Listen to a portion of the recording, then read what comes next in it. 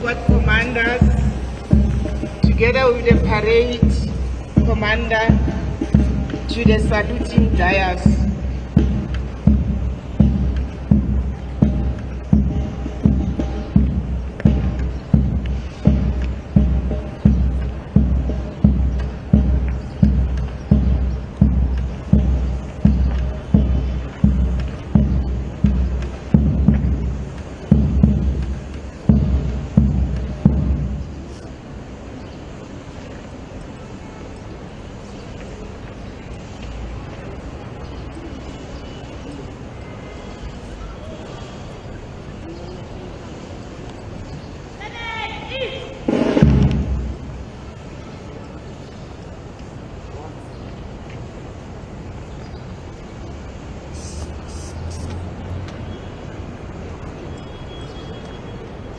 We are now preparing for the singing of the national anthem. May I request all councillors and guests in the chambers to stand up and maintain silence.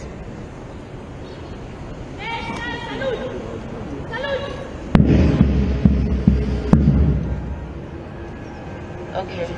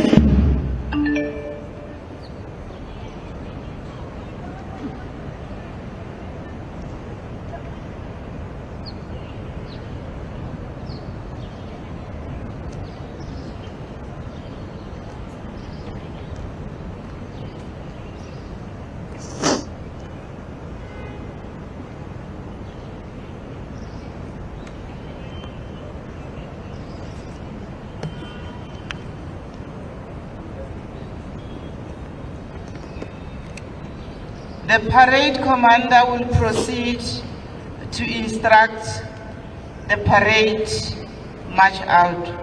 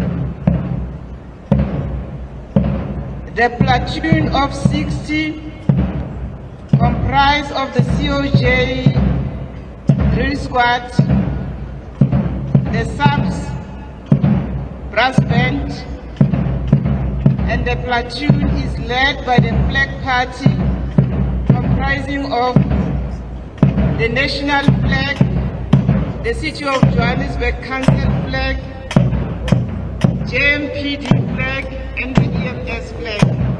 No, sir.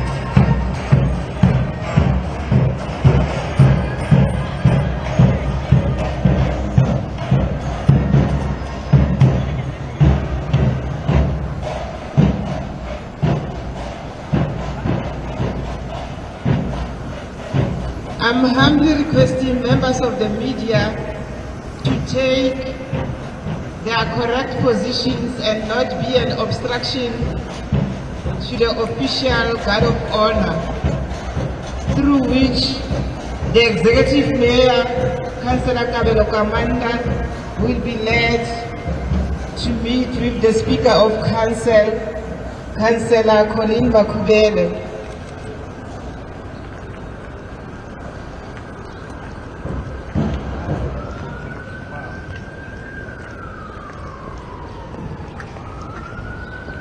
Here we see our brass helmet officers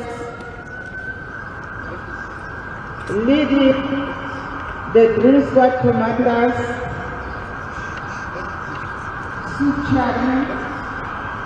the divisional chief, the best captain, walking in front of the executive mayor in a company meeting the speaker.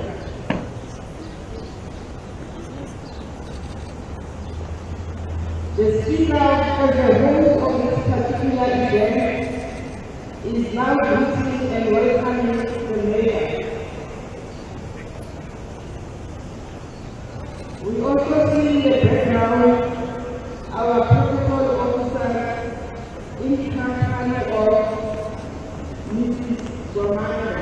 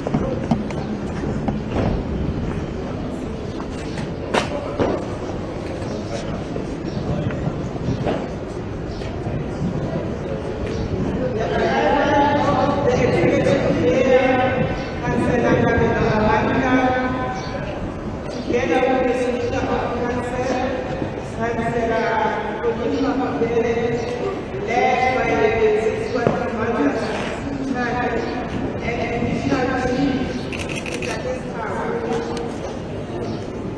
Here we see our principals greeting members of the Regional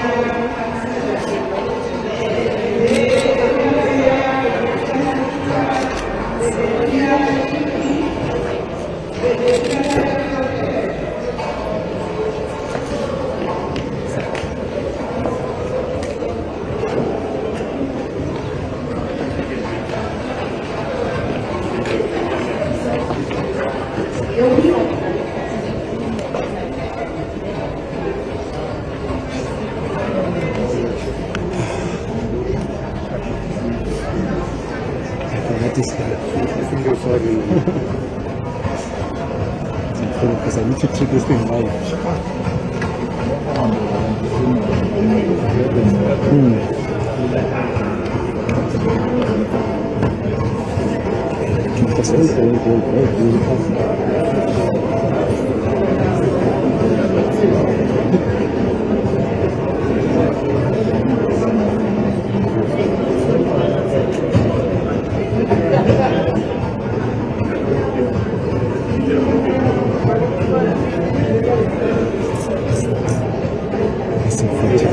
No, we have to wait. And this effect is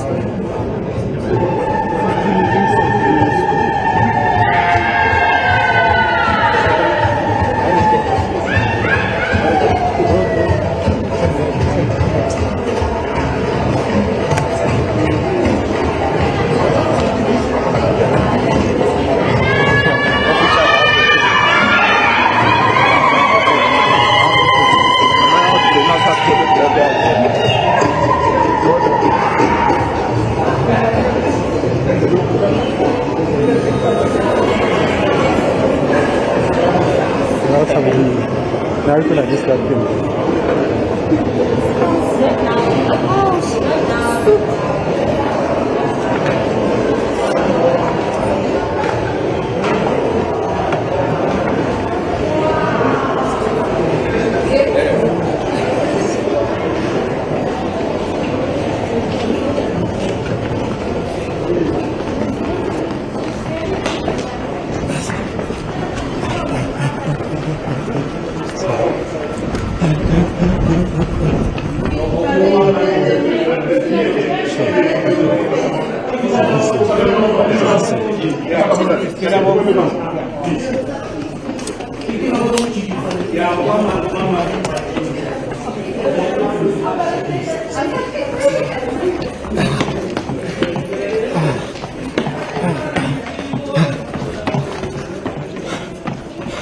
Sure.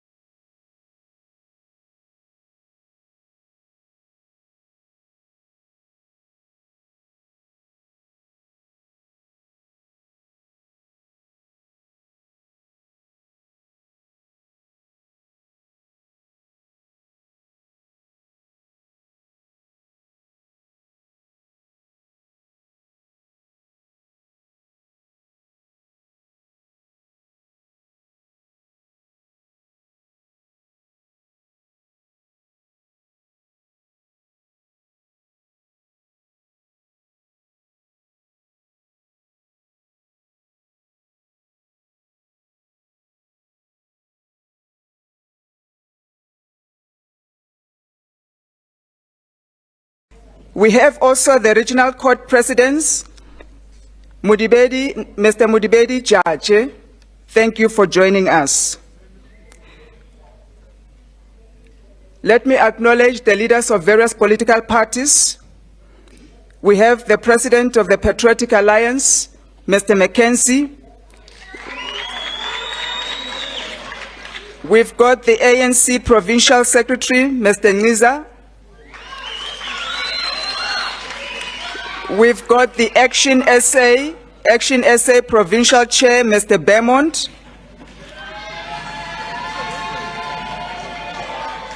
We have the EFF Provincial Secretary. We have the EFF Provincial Secretary, Mr. Koma.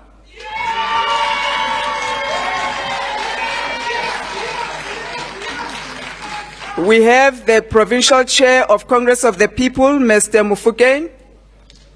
You can clap for Mr. Mufokeng too. We also have the Deputy Secretary General of APC, Ms. Pikelen.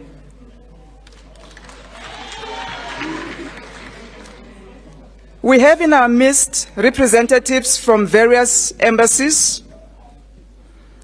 We have the representative of the Czech Republic, the representative of the Japan Embassy, representative of the Palestine Embassy, the representative of Israel Embassy, the representative of Western Sahara Embassy. I would also like to acknowledge the mayors and speakers from other municipalities. We've got the mayor of Mogale City, Councillor Denny Tupani. We've got the speaker of Ekurhuleni, Councillor Ntabiseng Tsivenga.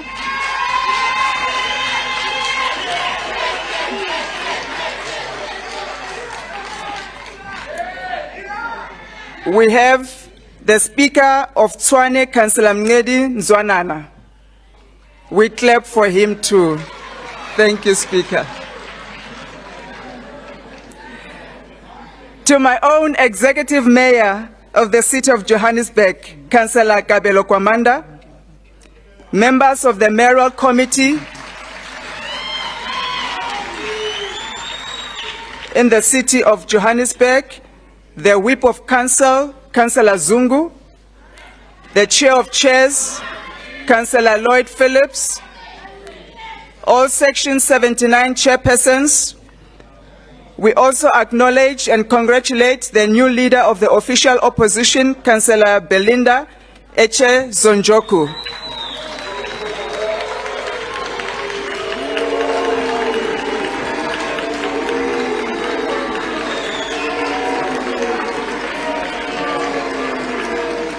Thank you very much, councillors. We also have the member of the Junior Council. We've got the Junior Mayor, Councillor Arabile. We also have the Junior Speaker, Councillor Mudley. We are blessed in our midst to have various religious leaders that have joined us today. We acknowledge the presence of Bishop Mashashani, the President of the South African Council of Churches, the presence of the Dean Archbishop Steve Mureo of the Anglican Church, the presence of Archbishop Abraham Sibia, the presence of Bishop Sono,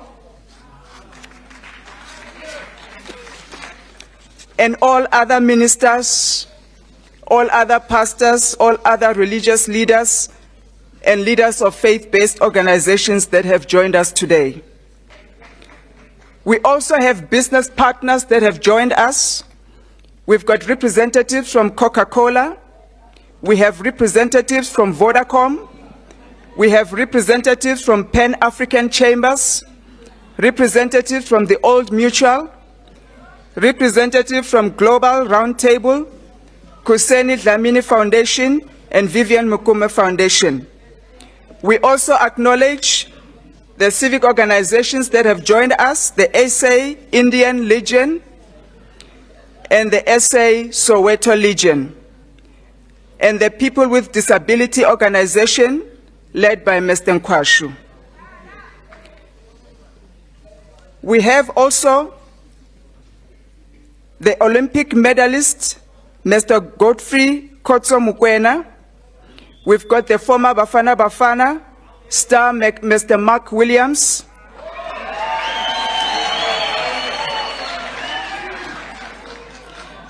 We have the award-winning actor, Mr. Siyabonga Twala.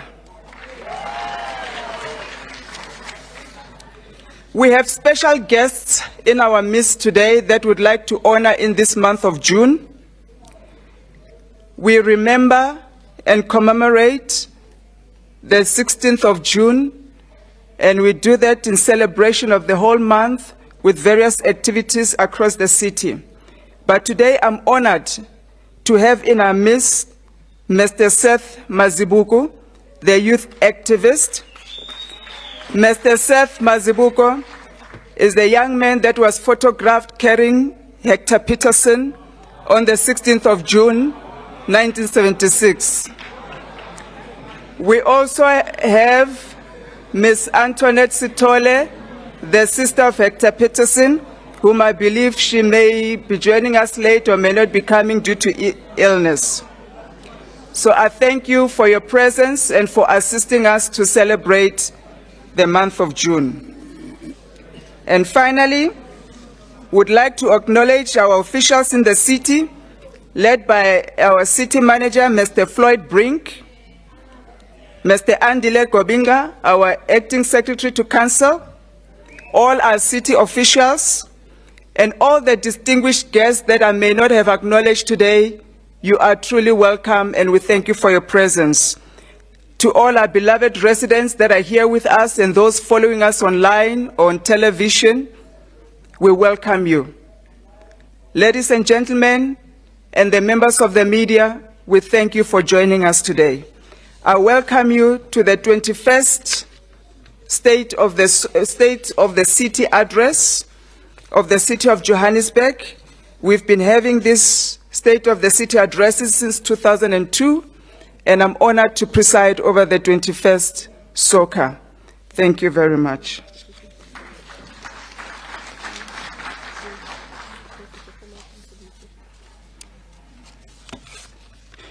Now that we have all been welcome, I'm going to request that we all stand for another moment of silence. We are going to recognize the lives that we have lost across the city and also across the nation.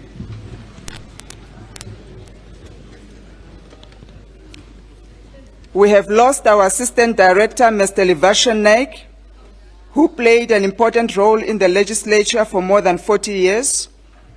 His service in the legislature will be missed. We've also lost in our city 2 people who died after 10 shacks were destroyed by fire in Zenpret informal settlement in the west of Johannesburg. We also rise for a moment of silence for the life that was lost at Maponya Mall due to the looting activities. We've also lost 1 life, I've been told yesterday, in Protea Glen. We also acknowledge the lives that were lost in Lenasia Cemetery shootout in the south of Joburg. We also send our deepest condolences to the family of former Minister and ANC Member of Parliament, Honorable Tina Jamat Peterson. To all those that we may not have mentioned, our loved ones that have departed from us, I would like us to remember them as we pause for a moment of silence and wish the family sincere condolences, and also pray that their souls will rest in eternal peace.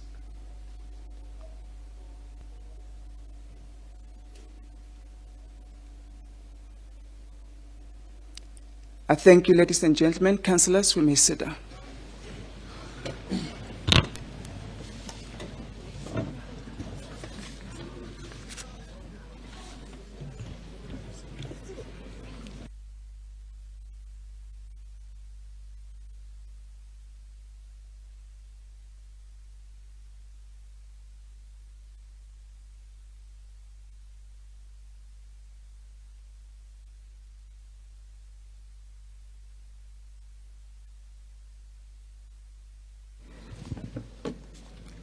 Councillors, ladies and gentlemen, the State of the City Address is in line with Rule 13 of the Standing Rules and Orders of Council, which provides that at the official opening of Council each year, the Executive Mayor must deliver the State of the City Address.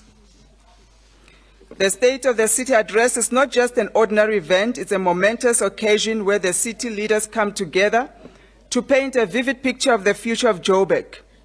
It's a chance for residents and stakeholders to hear about the city's progress and plans and to be inspired to work together towards a brighter future for all of us. As a legislature, we're very intentional in our actions to ensure that we are inclusive as possible in inviting all our citizens and representatives of various formations in our city.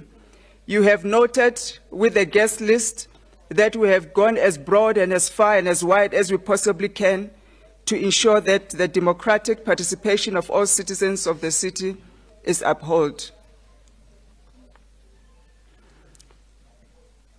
I would like to appeal that for now, as political parties represented in this council, we put our differences aside. We respect and honor the guests that have graced us with their presence today.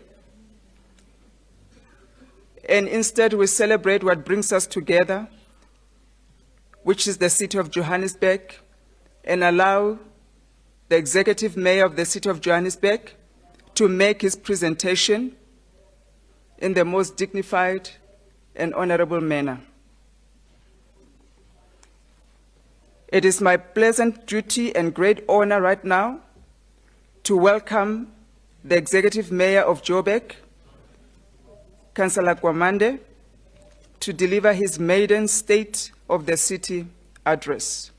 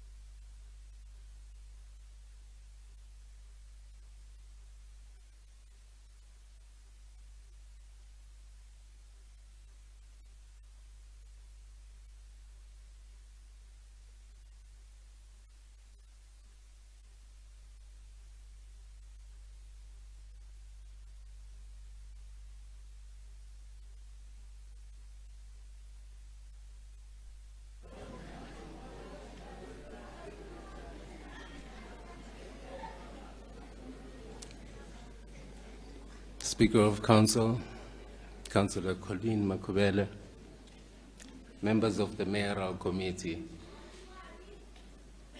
the Chief Whip of Council, Councillor Zungu, Chair of Chairs, Councillor Phillips, all chairpersons of the Section 79 Oversight Committees, fellow councillors, City Manager, Mr. Floyd Brink, Chairperson of the Government of Local Unity Political Management Committee, Mr. Sasabona Manganye, Chairperson of the Minority Governing Parties, Councillor Arnold, leadership of coalition parties, leaders of political parties represented in council, religious and business leaders in our midst, leaders from various societies, organizations, members of the media, distinguished guests, residents of the city of Johannesburg, ladies and gentlemen, I welcome you all.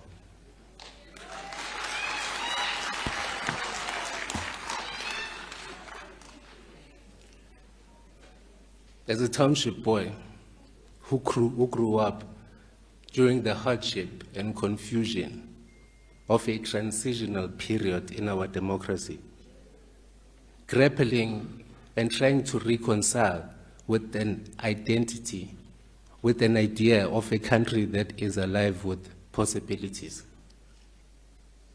A month ago, I stood in this very same lectern and assumed the role of executive mayor. I myself could have never have imagined the possibility that manifested itself in such a great honor and purpose and fortitude. As part of a generation that inherited the responsibility of building a future on the foundation of hope, one that is paved with sacrifice, blood, sweat, tears, it is indeed a privilege for me, more especially in this month of June, where we take time to reflect and at the same time celebrate the role of young people in the struggle against the brutality, subjugation, tyranny of the apartheid regime.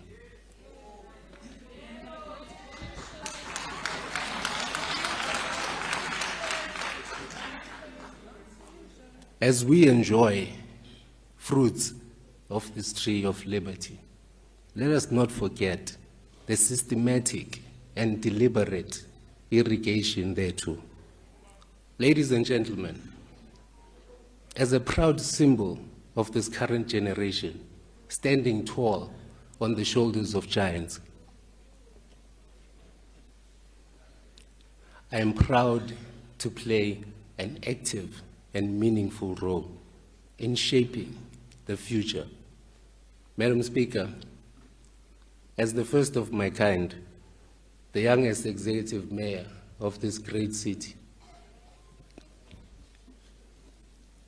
that is the biggest economic hub in the African continent, I would like to believe that I am certainly not the last.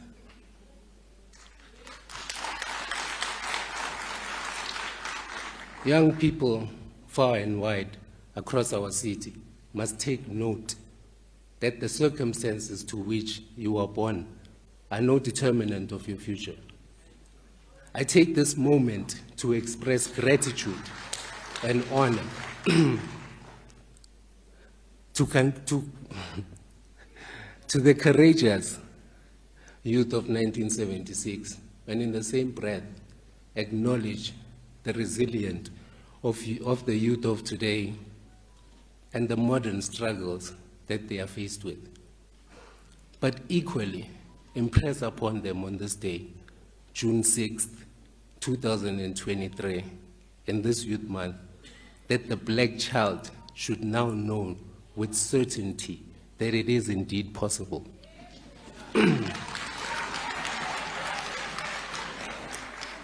Madam Speaker, the City of Johannesburg Metropolitan Municipality has in itself an equal share of difficulties emanating from the transitional period of our political landscape. And as we know, coalition governments define our modern status quo.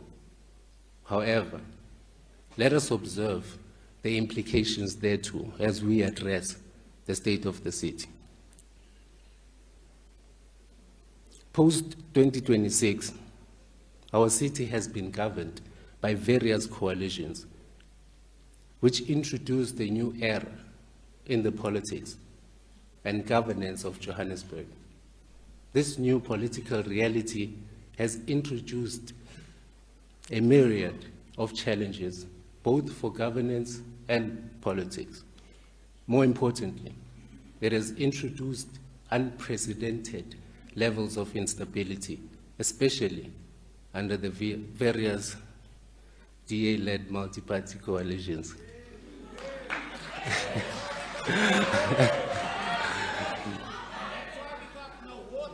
that have sought to settle political scores as opposed to servicing residents.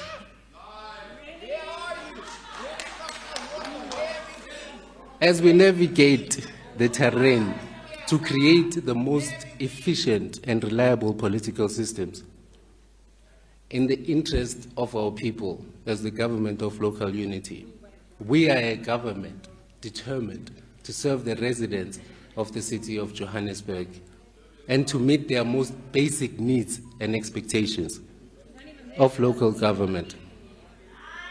Our people want to live and work in a safe and clean city. They want to travel on maintained and tar roads. They want to open their taps every morning and find clean water flowing. And this is the mandate to which we are committed, equal to all residents across the city. It is with earnestness and humility and determination that I share with you the current state of progress as reflected in our corporate scorecard as the city of Johannesburg, acknowledging that we find ourselves at a performance level of 66% at the end of this third quarter. While this number may not meet our initial expectation, it is essential to recognize the significant strides that we have made despite the challenges that were inherited by the GLU. When we assumed office, we were faced with a fragile state of finances that demanded immediate attention. It necessitated aligning our priorities and rebasing our budget to lay the foundation of sustainable growth and development. In the face of this daunting task, our administration embarked on a journey of restructuring, making tough decisions, and implementing strategic reforms. We recognized the importance of fiscal responsibility and transparency, the pillars of effective governance.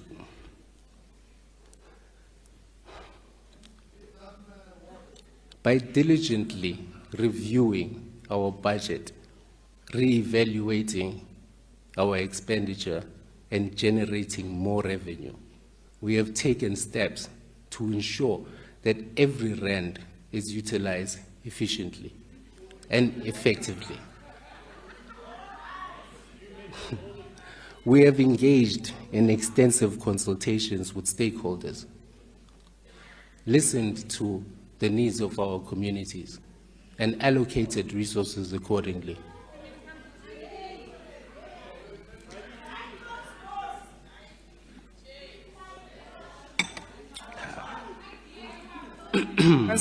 Councillors, I'm appealing for order. Executive Mayor, you are protected. Take your time. This is your speech. Thank you, Speaker. The rigorous process allowed us to realign our priorities, focusing on key areas such as infrastructure development and refurbishment, actively engaging with our citizenry and facilitating job creation opportunities. Although progress has been steady in the 3 months of the government of local unity, we acknowledge that there is still much work to be done. We are therefore committed to rebounding our efforts and leveraging every available opportunity to propel Johannesburg towards its full potential. We will continue to build a city that thrives, a city that uplifts its residents, and a city that we can all be proud to call home.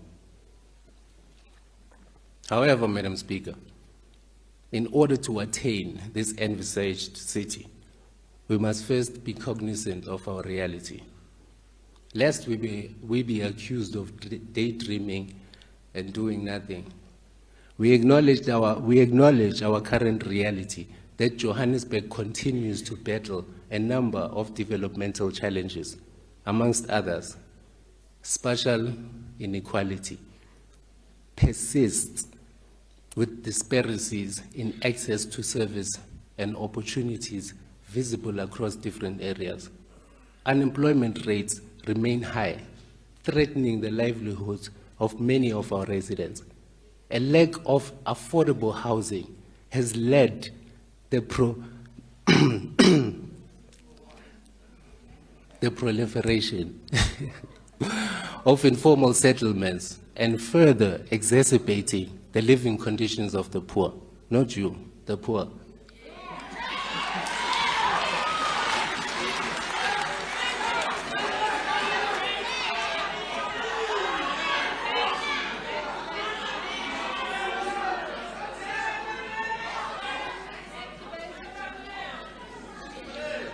Thank you, councillors. Thank you. Madam Speaker, Thank you.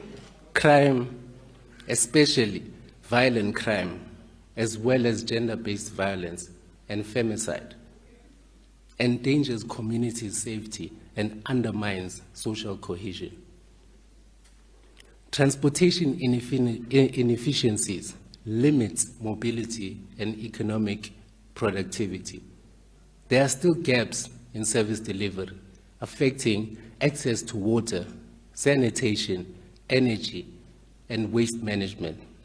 And sadly, poverty and inequality persists as a hallmark of the stubborn legacy of apartheid, colonialism, and serves only to impede inclusive growth and progress. Understand that. Madam Speaker, Madam Speaker, and fellow councillors, there comes a time when one must take a position that is neither politically safe nor popular.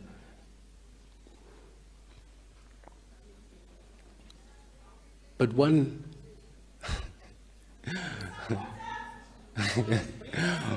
but this has to be taken because one's conscience dictates that it is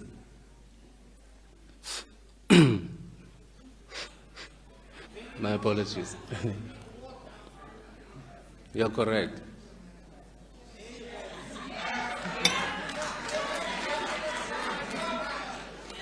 Madam Speaker, these steps need to be taken, but it has to be taken because one's conscience dictates that it is the right thing to do. And today, I would like to project a true reflection of the state of our city.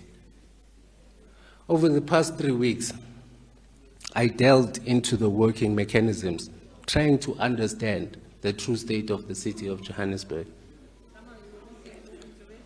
What we now know as fact is that the city's finances remain strained, following the tabling of a conceptually flawed budget by the multi-party government, and the result, clandestine management of the city's finances. The government of local unity found itself in a budget rebasing exercise in the adjustment budget process, and is grappling with finding innovative, novel, and financially prudent mechanisms that ensure that service delivery continues. We also know that by the end of June 2021, the government of local unity's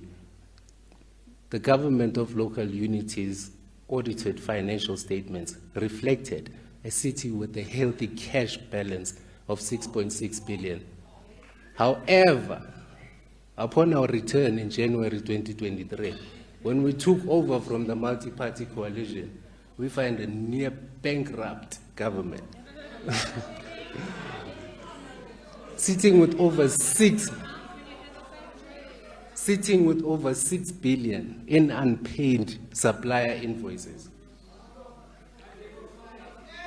After consistent denial of the true state of affairs by the multi-party government, this government of local unity approved the short-term loan facility to begin to clear the unpaid invoices, and the reality is that without a financially sound city, we will not be able to invest as required in our core municipal mandate of service delivery and the delivering of basic services. Ensuring the security and electricity and water supply, efficient road infrastructure, and the many other service delivery mandates that demand immediate attention. Fellow councillors, the thought leadership that exists within our unity of purpose and guided by the GDS 2040, intergovernmental relations, and critical aspects to note in the operationalization of our 11 strategic priorities, which will take us a step closer to a world-class African city we want Joburg to become. Through the district development model, ours is to ensure that we work closely with the provincial and national spheres of government to create synergy and coordination in resolving the challenges that face our city. From our fight against crime to our ability to provide reliable and sustainable water supply. From finding viable, lasting solutions to our growing infrastructure backlogs and delivering on our promises to mitigate the load shedding burden and to cushion residents and businesses alike against power cuts. Our ability to work closely with the provincial and national government is vital. Challenges such as those raised by the communities of Lerov, which I visited recently, require our joint partnership with province and national government to decisively deal with elements of criminality such as illegal mining. The seemingly overwhelming relaxed criterion of issuing of liquor licenses and buyback centers, among others, in communities, and the deployment of police to hotspots such as Riverlea and Westbury, supported by our JMPD, a task team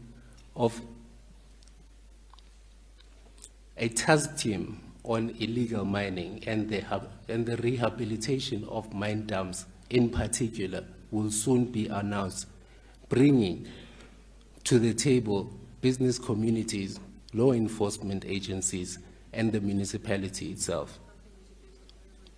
We are confident that with reactivating these intergovernmental relations will allow alignment of different spheres of government and serves as an enabler of realistic prospects of impactful solutions for our residents' daily lived experiences. Load shedding, Madam Speaker, remains one of the biggest threats to our city and safety and security, economy and livability of the city, providing reliable and sustainable power supply to our residents and business.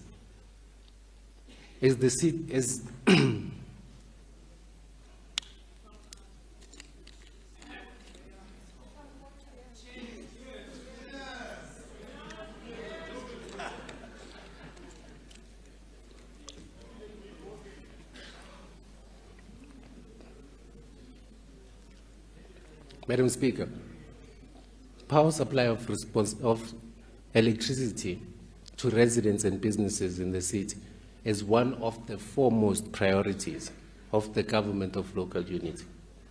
Mitigating the impact of planned outages by Eskom is a matter that is receiving our urgent attention through City Power. Last week, Monday, residents woke up to the disturbing news of the death of a toddler whose life-supporting oxygen machine could not support her because load shedding and technical faults meant the home she lives in was without power for 8 hours. We do not need to politicize this tragic event, but we need to collectively own the failings of government to our people. The premature death of the toddler is a stain on our collective conscience and should serve always to remind us of the urgency in which we must find lasting solutions to our energy crisis. There is no doubt that energy plays a critical role in promoting economic growth, reducing poverty, and enhancing the quality of life for all our residents. We have recently mandated City Power and the City Manager through Council to extend our power purchase agreement with Kelvin Power Station by another 3 years, ending in October 2026. Currently, we purchase 87% of our power from Eskom, and Kelvin supports us with a balance of 13%. This added power will serve as a benefit to our residents, more especially during the winter peak period. We are now entering as we anticipate a significant growth in demand of electricity. Working with province, we are determined to improve the energy mix and availability factor of the city and potentially the province at large. However, we must also urgently attend to the rampant and increasing cases of vandalism and cable theft. These incidents are at a great cost to the city and at an even greater cost to residents whose supply is affected for days and weeks on end. We are also under pressure to invest in new infrastructure to cater for growth in communities such as Eldorado Park, in the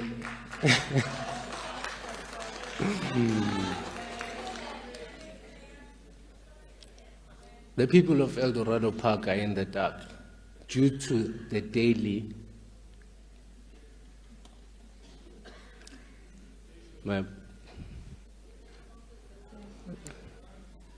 the community of Eldorado Park is in the dark due to the delay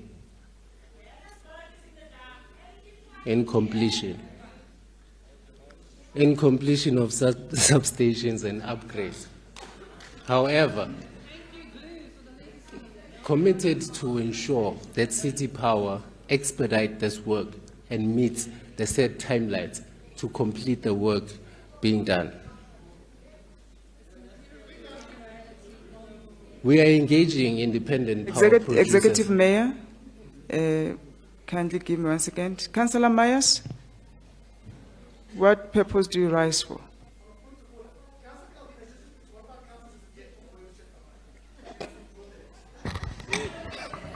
Councillor Kaldin. Councillors, I appealed that we behave in an orderly manner. May I request that you just withdraw that statement? I want the Executive Mayor to proceed with the address.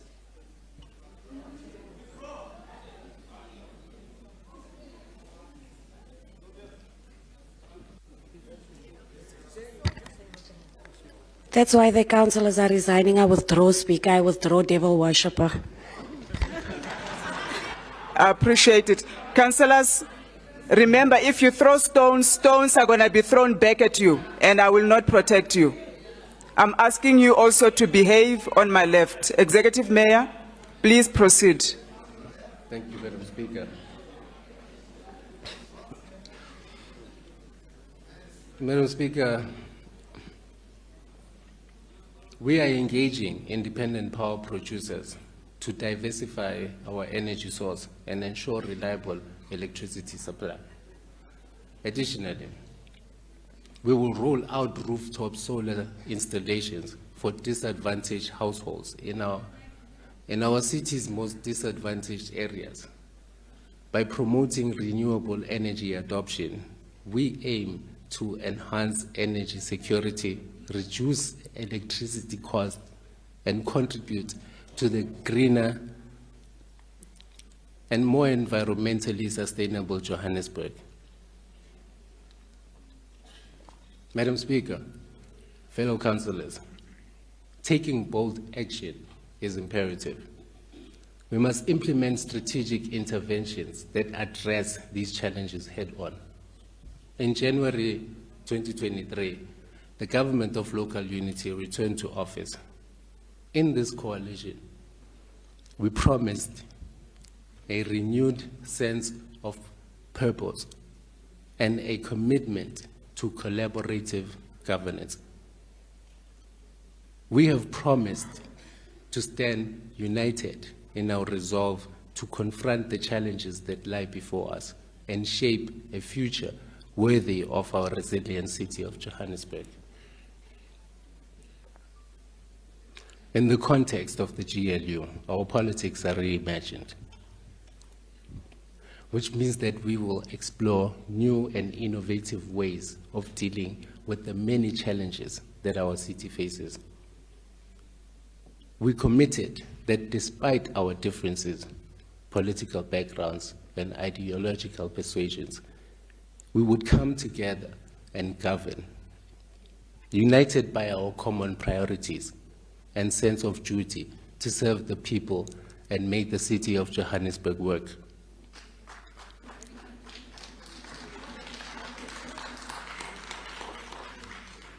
With a closer look at the composition of the mayoral committee, you will discover the commitment projected in the faces of our continued commitment to service delivery.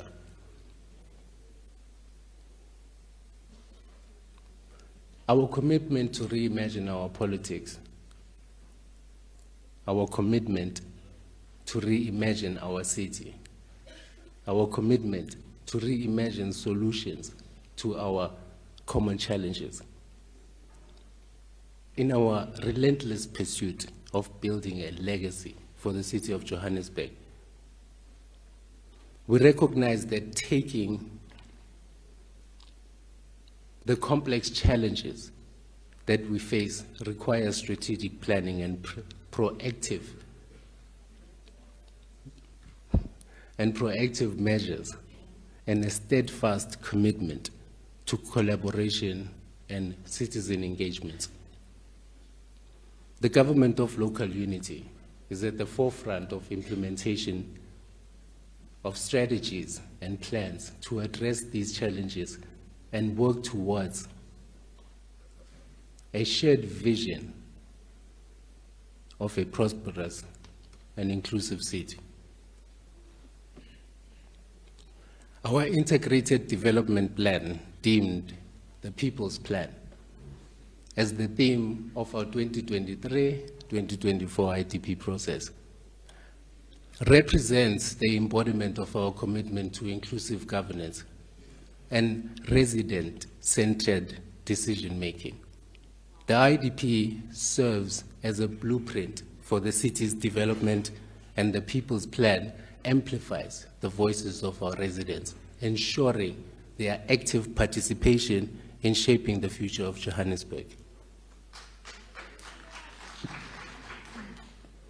This visionary document is a testament of our belief in the power of collective intelligence, recognizing that the diverse perspectives, ideas, and aspirations of our people are invaluable assets in driving meaningful change. The People's Plan establishes a platform for dialogue, collaboration, and shared responsibility, enabling us to align our policies, programs, and projects with the real needs and aspirations of our communities. By placing residents at the heart of the planning process, the People's Plan reflects our unwavering commitment to building a city that truly belongs to its people, and one that is inclusive, equitable, and responsive to the diverse needs of our vibrant and dynamic population. I have noted the concerns of residents that were raised through the regions across the city of Johannesburg, were common to concerns raised in Region A, the need for skills development, a request for formalization of informal settlement, electrification and infrastructure upgrades. In Region B, the need for safety patrol and crime surveillance. I have noted the recycling and cleaning up concerns and requests for a taxi rank expansion. Region C,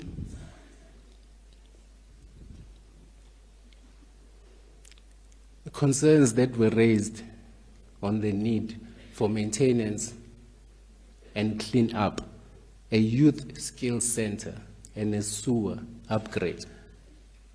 In Region D, common to the needs raised is that of skills development, rehabilitation of facilities from stormwater drainage and solar-powered farming.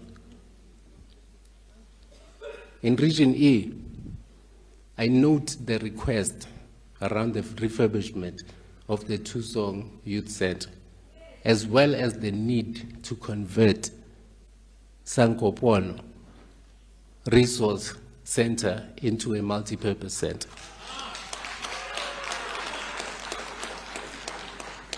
I note the concerns raised by Limbro, amongst them being the refurbishment of the Limbro Park Library, sports facilities, as well as the Baklu Lower Bridge refurbishment. In Region F, I note the concern of sewer maintenance and pipeline system in Ward 58. And this is in Fortsburg. A request for the upgrade of recreation and sports centers, one being a request from a Xavier multi-purpose center. Madam Speaker,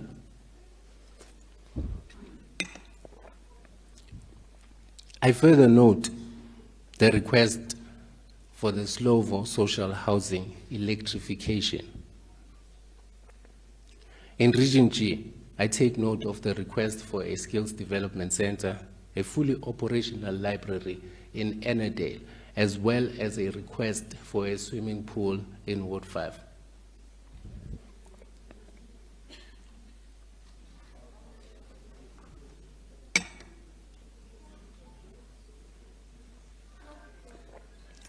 Madam Speaker, to address the issue of spatial inequality, we have developed a comprehensive spatial development framework linked to the IDP that focuses on equitable distribution of resources and opportunities across the city. This includes targeted investment in infrastructure, social amenities, and affordable housing in underserviced areas. Through spatial restructuring and inclusive urban planning, we aim to create integrated communities and promote social cohesion and equal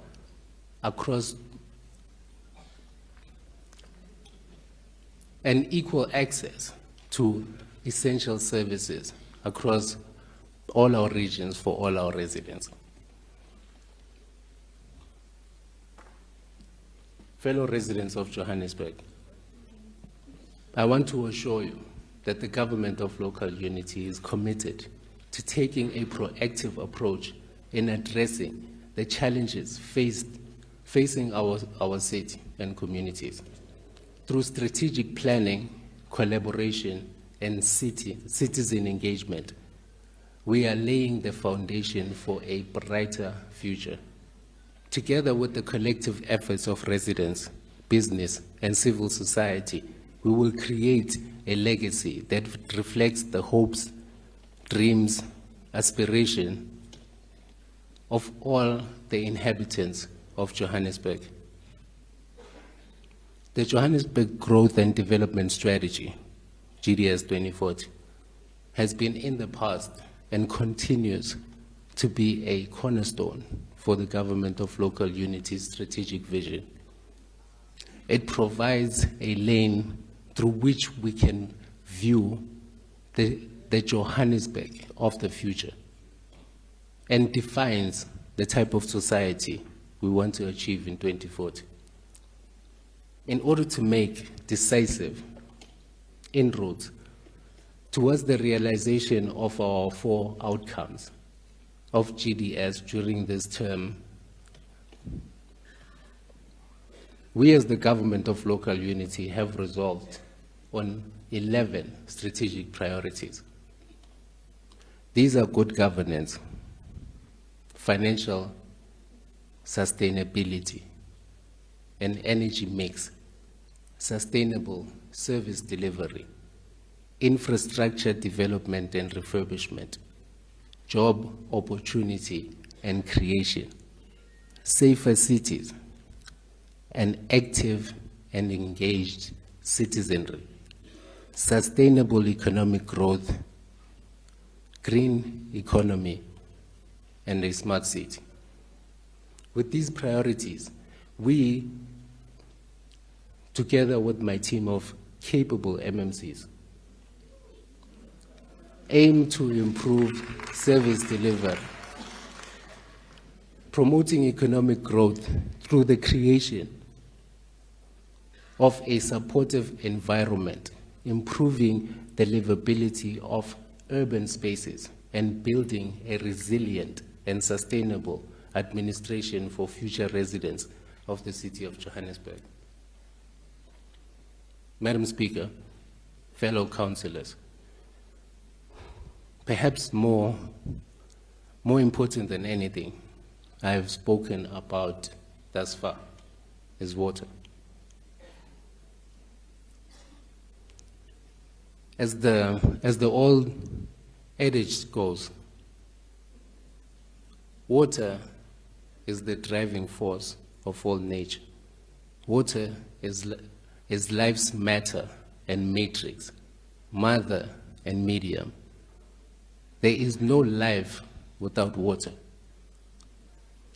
The State of the Climate in Africa in 2021 report has a special focus on water. High water stress is estimated to affect about 250 million people in Africa. 4 out of 5 African countries are unlikely to have sustainable managed water resources by 2030. As we acknowledge the need to plan futuristically, as we acknowledge the plan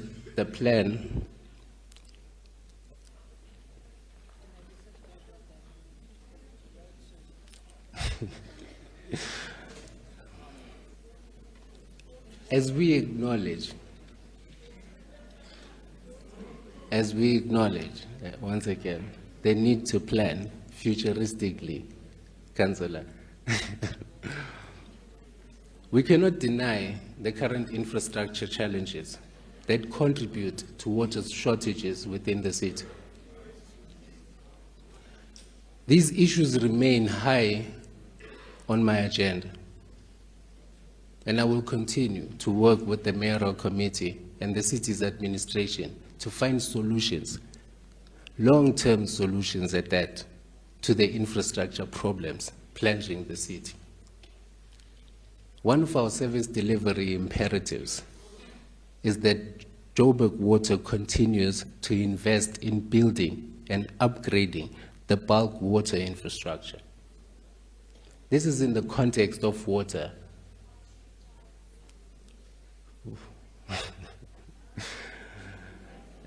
The city will implement a geyser installation accredited training program in all regions of the city, targeting 140 residents as per of our comprehensive skills development strategy. Madam Speaker, in human settlements, the development of southern farms has been approved and the development agreement has been finalized.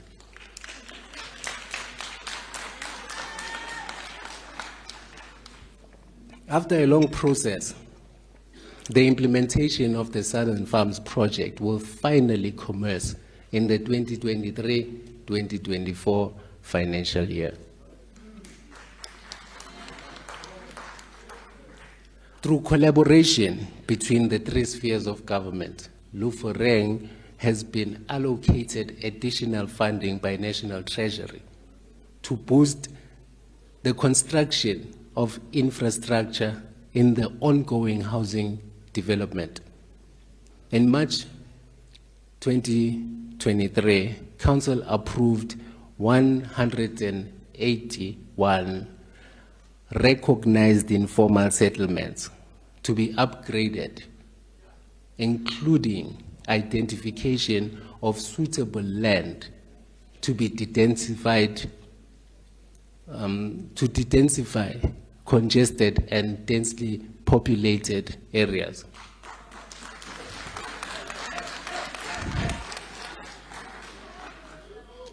It cannot go without saying that as the economic hub of our country and continent, Joburg attracts people from all walks of life.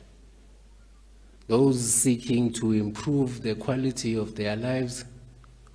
However, this migration of people to our city also puts pressure on the city's infrastructure, security, and emergency response systems. In addressing these challenges, it will be critical to the city's success in the years to come.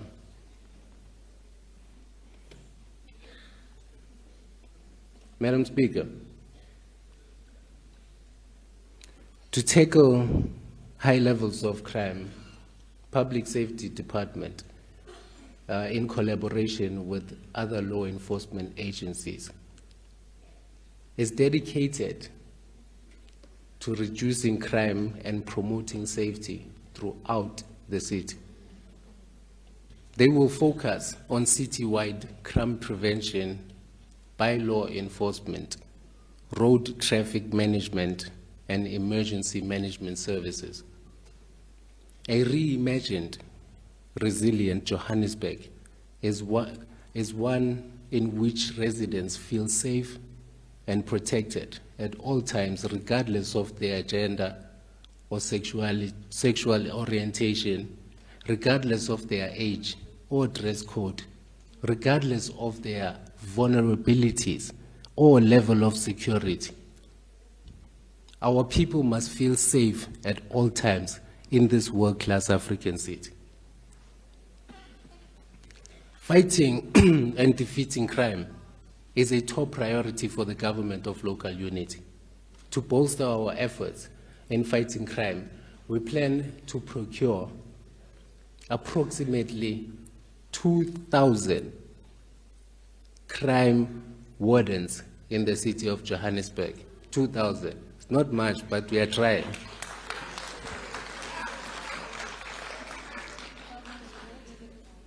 These dedicated individuals will work alongside law enforcement agencies and communities and stakeholders to strengthen crime prevention initiatives, improve community policing, and enhance the overall safety and security of our city.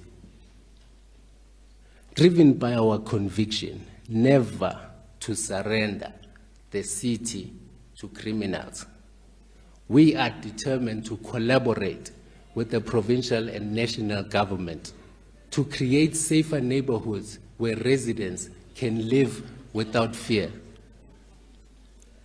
This means that we must urgently find a solution to the problem of violent crime that has plunged communities such as Westbury for far too long.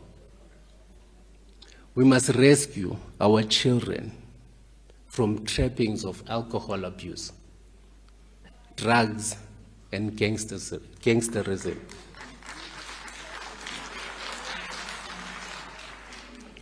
With a firm hand, Madam Speaker, and an infallible eye, we must silence the guns in our communities.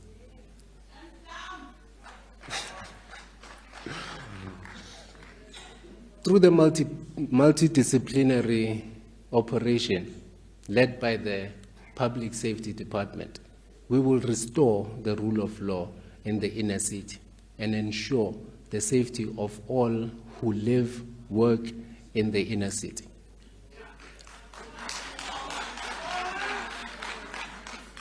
We have since introduced a new initiative and partnership with the private sector that will give our JMPD access to 5,000 smart CCTV cameras across the city to allow us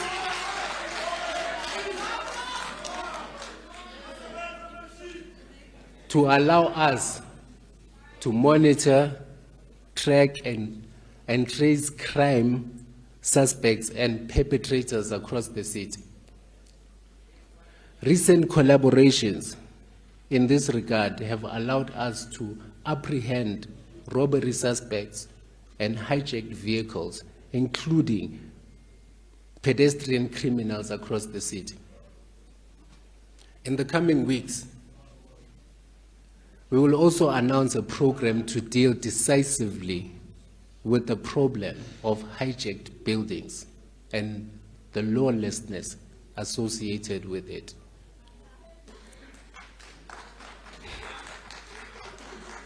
Madam Speaker, the correlation between unemployment and crime requires no study text quotation. In this room, too many of us have seen the impact of unemployment and the social health of our communities. We must renew our efforts to creating economic growth and reducing unemployment with a special focus on our youth. In pursuit of this goal, the city has made job creation and opportunities a top priority with a specific emphasis on supporting small, medium, and micro enterprises. SMMEs and entrepreneurs are crucial in absorbing labor and developing, growing, and improving the health of the urban economy. We have identified factors that hinder SMMEs and entrepreneurs across the market. Sustainable livelihoods and expansion, such as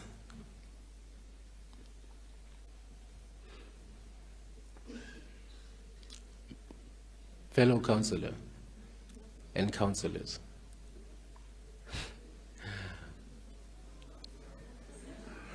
We are determined to create an enabling environment for SMMEs and entrepreneurs to thrive. By doing so, the city will be contributing to increased employment opportunities and, in particular, job creation for the youth. The Township Economy Bill of Gauteng seeks to promote economic growth and development in townships by supporting small businesses and entrepreneurship. To implement this in Johannesburg, there needs to be a focus on creating an enabling environment for business to thrive, providing access to funding and resources, and building partnerships between government, the private sector, the community, and organizations alike.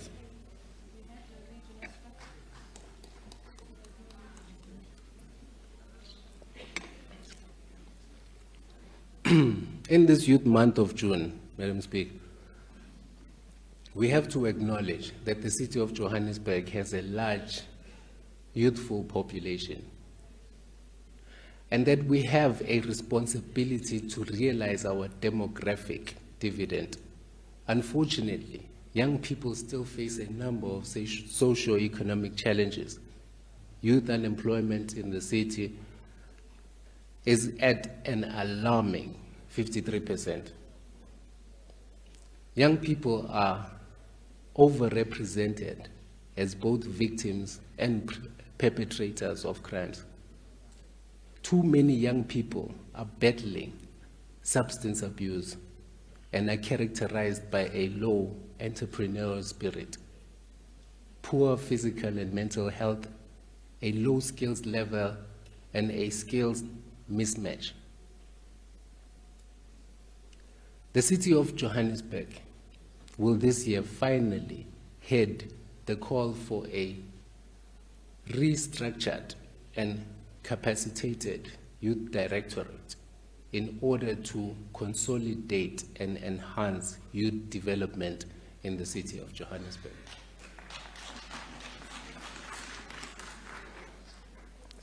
The Youth Directorate will ensure youth development mainstreaming in all government departments and city-owned entities, and an accelerated call for social justice through education. This will include economic empowerment, skills development, preferential procurement, and social development. And social development programs targeting young people, in fact. The Directorate will collaborate with various stakeholders to ensure maximum impact and that ordinary young people in the city of Johannesburg have a dedicated structure to serve their needs and ensure that the city realizes its demographic dividend. Madam Speaker, we are determined to embark on women economic empowerment programs aimed at ensuring the maximum participation of women in the mainstream economy. This will include the facilitation of access to finance and markets, and part of the National Strategic Framework on Gender Equality. In instances of gender-based violence, the city will provide psychological support and legal assistance to survivors. Furthermore, we will establish a gender-based violence advisory committee to address these issues comprehensively.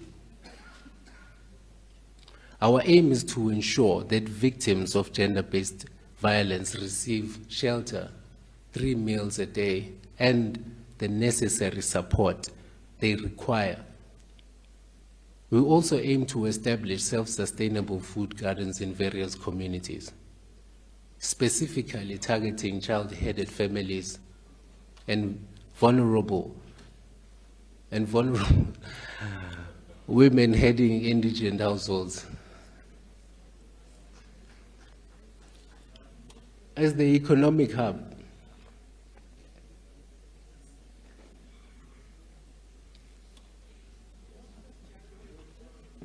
as the economic growth hub of the country, Johannesburg attracts a vast pool of job seekers, including both skilled and unskilled labor. In line with its commitment to reducing unemployment, the city ensures that projects are implemented throughout the expanded Public Works Program, the EPWP, wherever possible. The focus of these opportunities is on the youth and women who face the highest rates of unemployment. Madam Speaker, this administration recognizes that the inner city of Johannesburg represents the physical deterioration and decay of the City of Gold. If it remains unchanged, it will not inspire confidence amongst the residents regarding our sincerity to bring about change. Worse still, it will not inspire confidence amongst the investors we also desperately need for our economic growth ambitions. The regeneration of the city of Johannesburg, therefore, remains a mayoral priority and will also remain a key priority for all departments and municipal-owned entities. The roadmap is the framework through which the city and municipal stakeholders can collectively pursue the vision of the inner city as a place of opportunity. This will be achieved by making sure that the inner city remains a well-governed, transformed, safe, clean, and sustainable space which offers high-quality sustainable services, supports vibrant economic activities, and provides a warm welcome for all residents, migrants, commuters, workers, traders, investors, and tourists. Regarding investment attraction,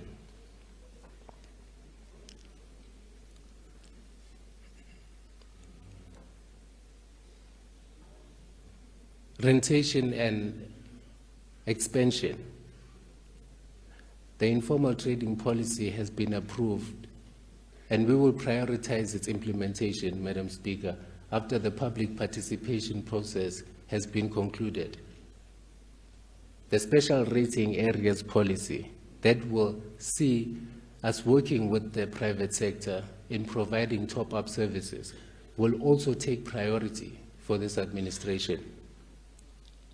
To make the inner city clean, we will focus on greater coordination with all stakeholders involved in the cleaning of the inner city. However, there must be an appreciation that keeping the inner city clean is not the responsibility of the municipality alone.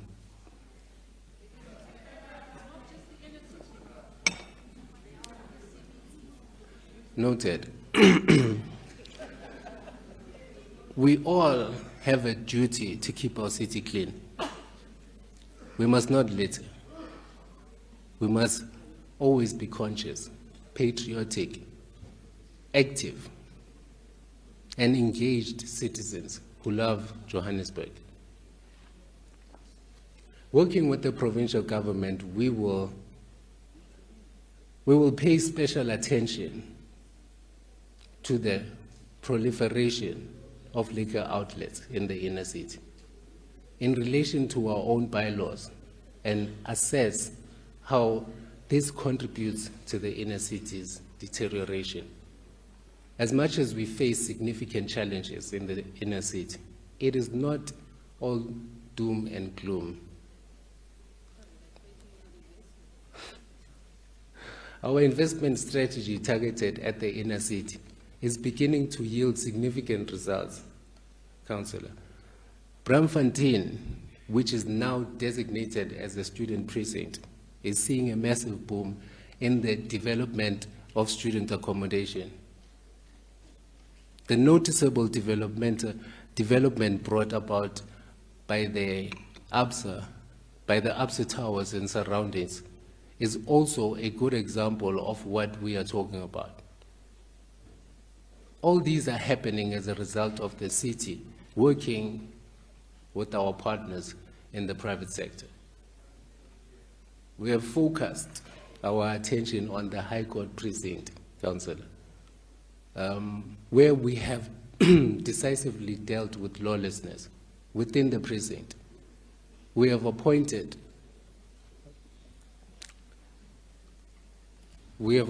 consultants to package the reimagination of the precinct and public consultation processes are underway, overseen by my office.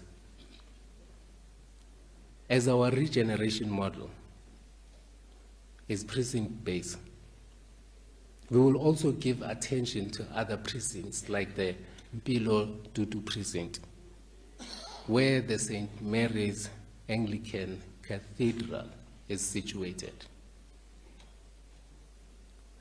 We also want to create a security precinct where we will have different law enforcement agencies establishing joint operation centers equipped with the latest technology to combat crime decisively in the inner city. We must also be mindful the new economic initiatives that happen in the inner city do not adversely impact the existing ones.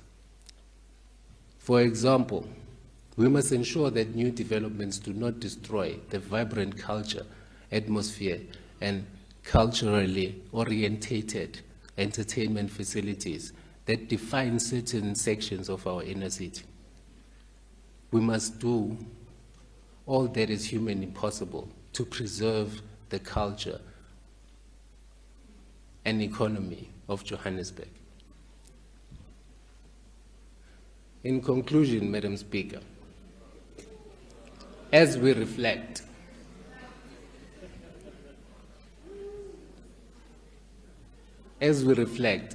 on our journey, let us remember the unwavering spirit that resides within us, that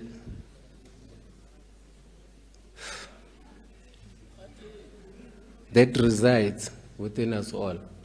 We are a community of survivors, of dreamers, who refuse to be deteriorated by adversity. Our history is in testament to our resilience, a testament to our ability to overcome even the most daunting challenges. Today, as we face new hurdles and unforeseen trials, we stand tall and resolute. We embrace the fires of determination that burn within us, propelling us forward with unwavering strength. We will not falter in the face of adversity, for we know that with each challenge lies an opportunity for growth, for transformation, and for greatness. We have set out a new path to restore the heartbeat of the city of Johannesburg and that of its residents.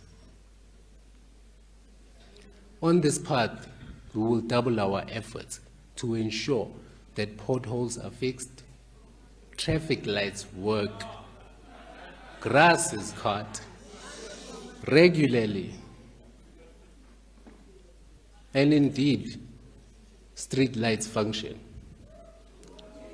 On the path, we will recognize and genuinely acknowledge the fact that the workers in the city of Johannesburg are the primary drivers of progress, because we cannot achieve anything without their hard work.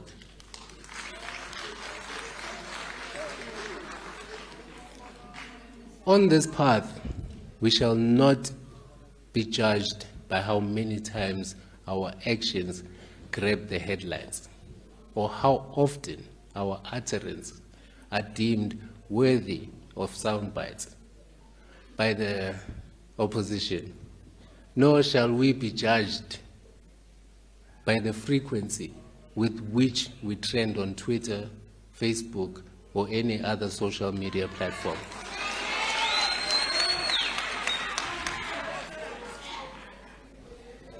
We will be judged on the basis of one thing and one thing only: how we work every day as a collective to make the lives of our people of Johannesburg better. Madam Speaker, fellow councillors, residents of Johannesburg, I have delivered the state of our city, and I have outlined how we can use the past and understand who we are in order to take the necessary and decisive action to rebuild a resilient Johannesburg that is people-centric. Now let us collaborate in bringing back the heartbeat of a world-class African city. Madam Speaker, I thank you.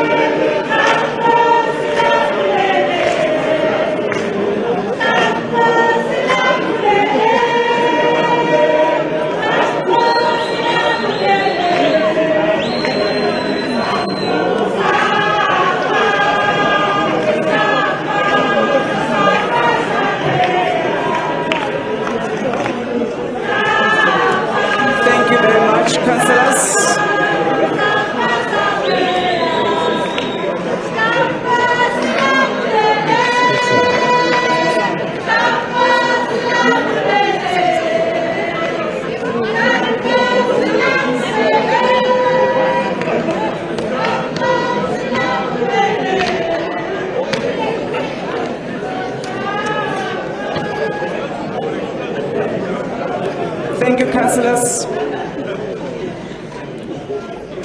Kindly take your seats. Thank you very much. Executive Mayor, thank you very much for that inspiring speech. Thank you.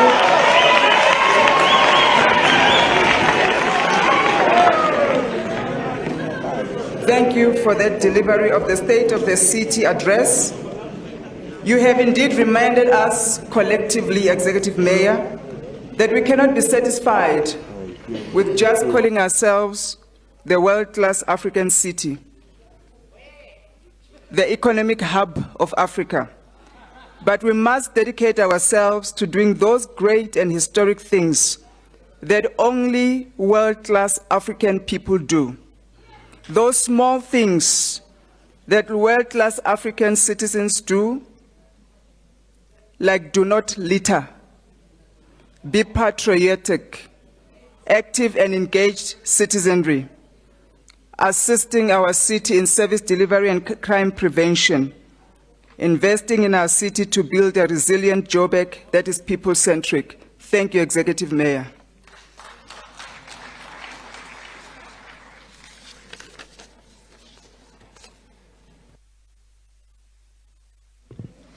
We are now on announcements. Before we start with our announcements, I would like to acknowledge some of the political leaders that are here with us. From the Inkatha Freedom Party, we've got the Member of Parliament, Honorable Majosi, who is also the Deputy Chair of Gauteng. We also have Member of Parliament, Honorable Dlamini, who is also the Provincial Chair of the Gauteng IFP. We also have Alderman Ngobese, who is also the Provincial Secretary of the IFP. You are welcome. I would also like to acknowledge the Chair of Chairs of Ekurhuleni, Councillor Julius Mdluli. You are welcome.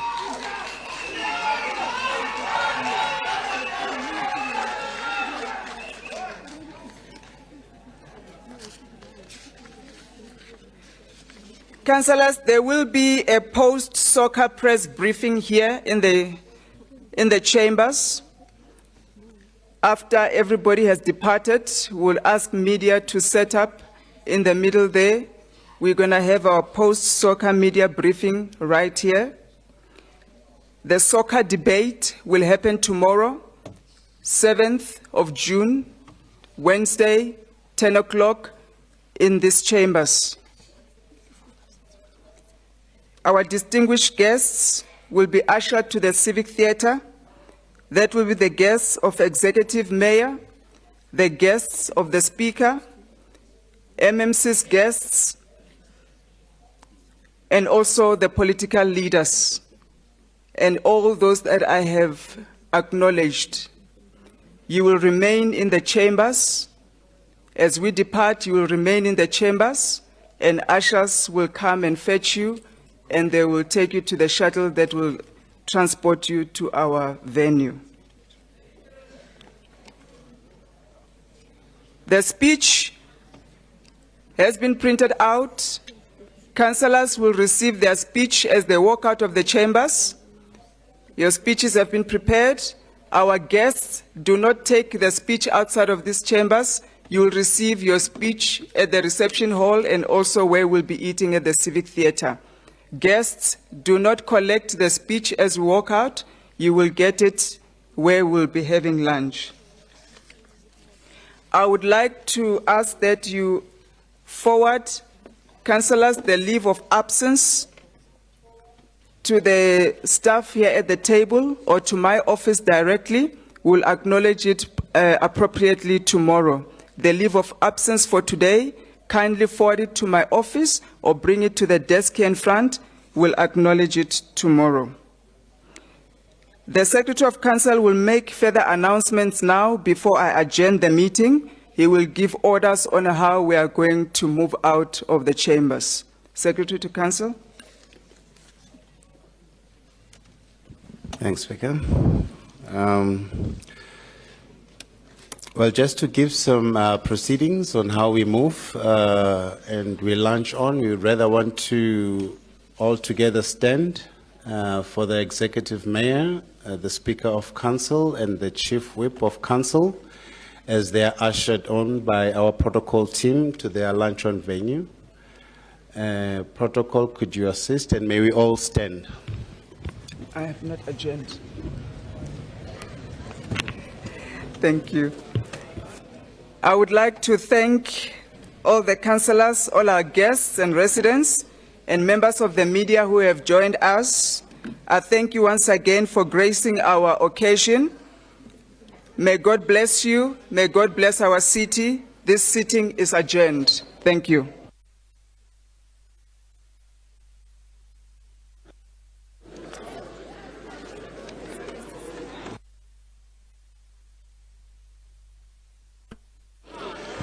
May I ask the officials and members of the public to remain standing until the Speaker, followed by the Executive Mayor and the Chief Whip of Council.